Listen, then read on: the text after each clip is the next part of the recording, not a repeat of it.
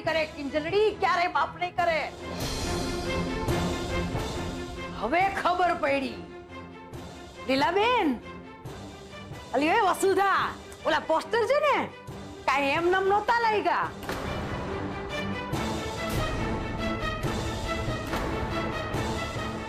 આગ વિના ધુમાડો નહીં, ઈ ગયડા હાચું કહીને ગયા છે. બસ કરો બા.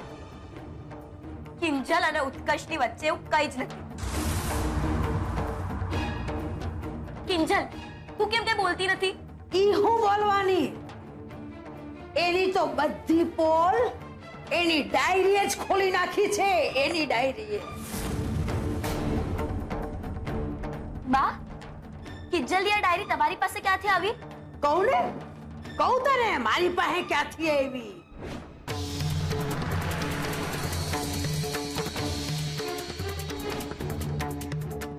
બા, આવી રીતે કોઈની પર્સનલ ડાયરી લઈ લેતા તમને શરમ નથી આવતી? લે કર વાત. એમાં શરમ શું આવે? અને આમાં પર્સનલ શું છે કે તો દાદી છું એની. એના મનમાં શું હાલે છે એનું કોઈની હારે તો કઈ હાલતું નથી ને. ઈ જોવા વાંચવાનો હક છે મારો. પણ આનાથી સાબિત થોડી થાય છે કે આ કાગળ ઉત્કર્ષે લખ્યો છે. એમ તો પછી ઈવડાઈના મોઢાનો રંગ જો ઉડી કાઢ્યો છે. જો જો એનું કપાળ.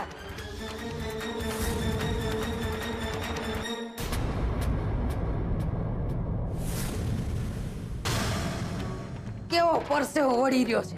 રેલે રેલા ઉતરી રહ્યા છે.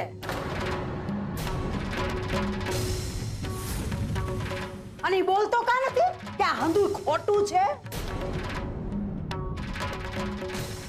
કે ના ના હું ખોટી હોઉં તો કે.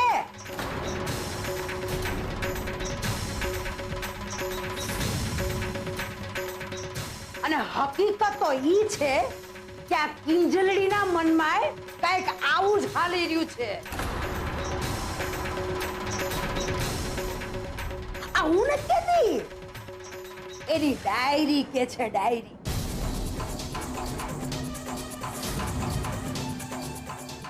તારે સાંભળવું છે મોહન? અહીં ડાયરી લખ્યું છે. જો લખ્યું છે, હું સુશાંતની સરખામણી ઉત્કર્ષ હારે કેમ કરવા લાગી છું. અરે જો વાંચ તું. આ જો આગળ લખ્યું છે કે ઉત્કર્ષ મને વધુ સમજે છે. બોલો.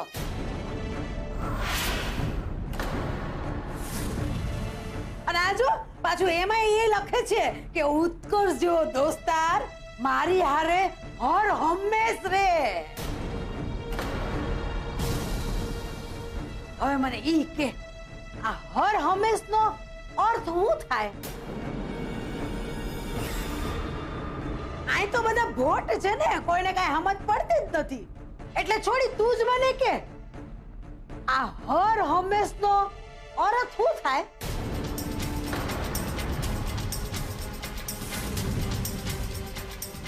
બા પ્લીઝ, અત્યારે આ બધી વાતોની ચર્ચા કરવી જરૂરી છે? અત્યારે આપણે જે કામ માટે મળ્યા છે એ કામ કરીએ. લે બોલો. આ બે જણા આટલું મોટું કામ કાઢીને બેઠા છે અને તને 5 રૂપિયાની ચાવી પડી છે.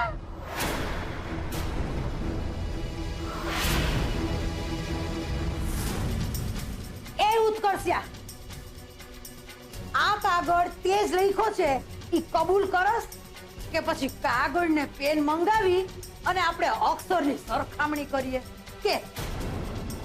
નાના ઓલા ચાના મેળામાં મારા રાહુલનું ઓલું હોટલના બિલનું તે જ પાકું કરાયું હતું ને દીકરા.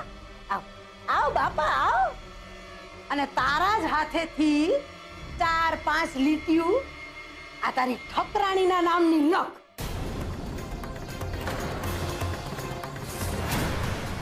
એની ડાયરીમાં લખો એટલે હંધી વાર્તા પતી જાય. હું કહો છો રૂપેશ કુમાર? સાચું ને? એટલા માટે કહેતો હતો કે રાહ જો, પ્રેમના 4 સ્તંભ પાર કરી જવા દે. પણ ના, કર્યો ને લોચો. એ સંત્રી મંત્રી, તમારે હજુ કેટલી મંત્રણા કરવાની બાકી છે હે? અને તું કિંજલડી, આમાં હામું હું જોવસ? આ જો, આમાં હું લખ્યું છે વાંચ, અને મને વાંચીને કે. અરે વાંચ ને, મને તારા મોઢેથી જવાબ સાંભળવો બહુ ગમશે. તો બોલ, તારો જવાબ શું છે કે જોઈ? કે પછી એને જ જવાબ આપીશ જેણે તારી પાસેથી જવાબ માંગ્યો છે? હે? અરે કાંઈ તો મોઢામાંથી ફાટ. આલે મોઢું આમાં ગાલ અને વાંચ અને કે મને.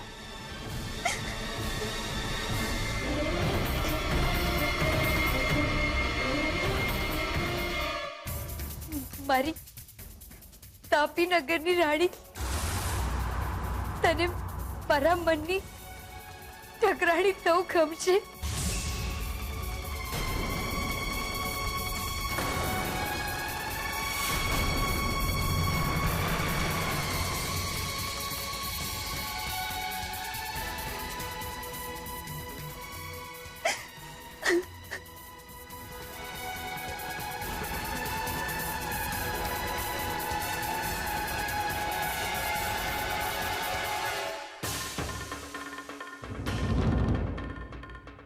ઉત્કર્ષ, શું છે આ બધું? શું છે આ બધું? શું જરૂર હતી આ બધું કરવાની? હા,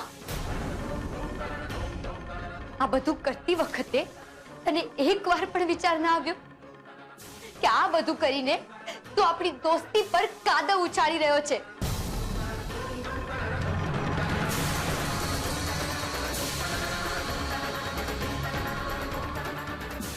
દોસ્તી, દોસ્તી શબ્દનો મતલબ સમજાય છે ને ઉત્કર્ષ?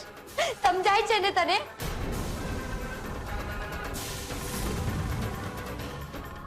અરે જ્યારે દુકાને પેલા પોસ્ટરો ચોંટાડવામાં આવ્યા હતા ત્યારે તે જે રીતે સમજદારી બતાવી હતી, મને, પપ્પાને,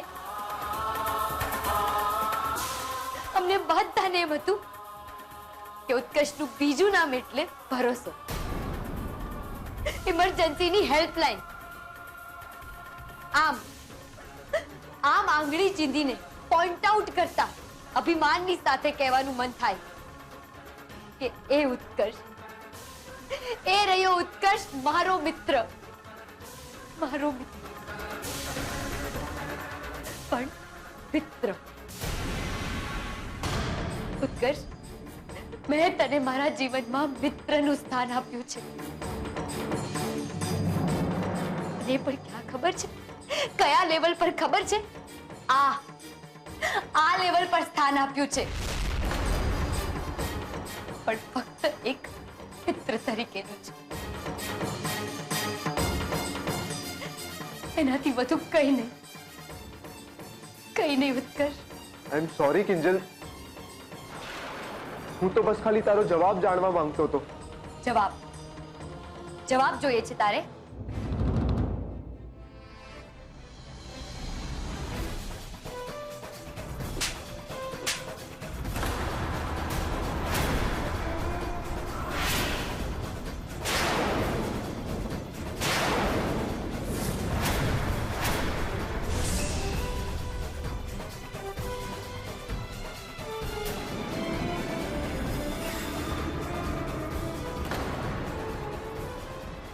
મળી ગયો જવાબ?